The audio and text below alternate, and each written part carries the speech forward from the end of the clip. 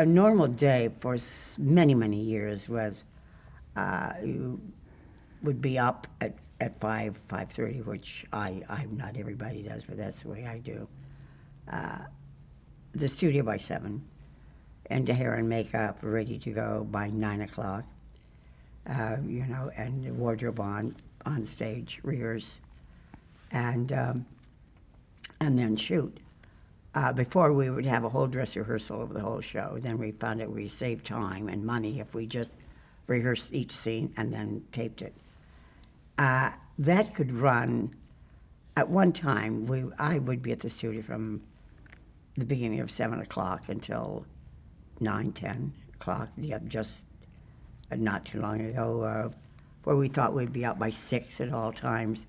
That was, far from it. 11 o'clock, just recently, 11 o'clock, 10 o'clock, which is unusual because of a budget crunch. You would think that'll never happen. Well, it did.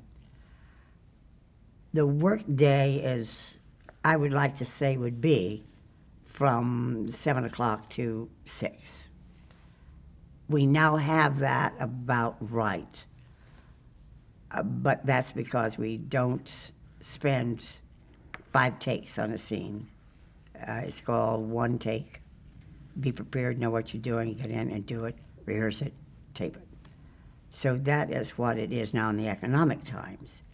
When there was no economic times, you could go to 8, 9, 10, 11 o'clock at night and be back at 7 in the morning. How many days a week do you work? Well, the older I get, the more. One of the head writers said, "Jeanne, how often would you really like to work?" I said, "Well, I take a couple of days a week, tops, and I'd like that to be either Monday, Tuesday, or Thursday, Friday, so I can have the whole wraparound time off." I've been working. We're off on Mondays. The show is now dark on Mondays. I've been working 4 days a week for the last year and a half until, you tell me you tell me whatever day it is and I'll agree with you. That's a bit much. And even, that's when you're front burner.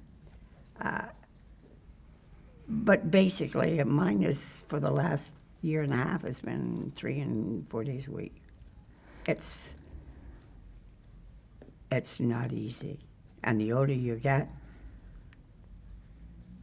well, I guess the easier it gets. Where are you going to go? What are you going to do? Las Vegas, possibly.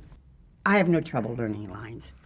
I get the scripts, and I get all scripts, whether I'm in them or not, because that was part of my agreement in negotiations.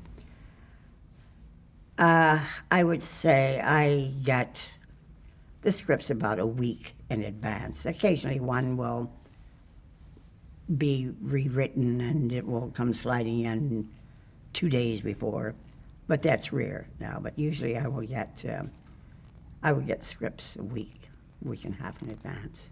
And of course it's reading it over enough times. When you have half pages of dialogue, which are semi-monologues, you'll spend some time on it just to make sure you have all the words when you're there performing. But they're pretty much right for your voice meter, how you would say things, and that's a big help when they're writing the way you would do it. When you're writing the way a new writer conceives that you would do it, you would like them to fire that writer because you would say, I would never talk like that. I would never say that way. Well, according to the writer, you would. So you try it their way. But learning dialogue is never, ever. Doing plays, I would learn everybody's part. Well, should an actor flub their lines on our show, there was a time that they would say, all right, cut, that's it, okay. Start again, okay, take it from the top. Today, if an actor flubs their line, which is sort of natural, I like this part of it, and you know that they have said the wrong thing, if you know enough about the scene, you go in and you rescue them, and they have this look of relief on their face, and you continue on with the scene. And if you do the same, they come and rescue you also. But there are those actors who just look at you like, you didn't say it right. And so we start from the top again. Economics plays a great deal in that, of doing it in one.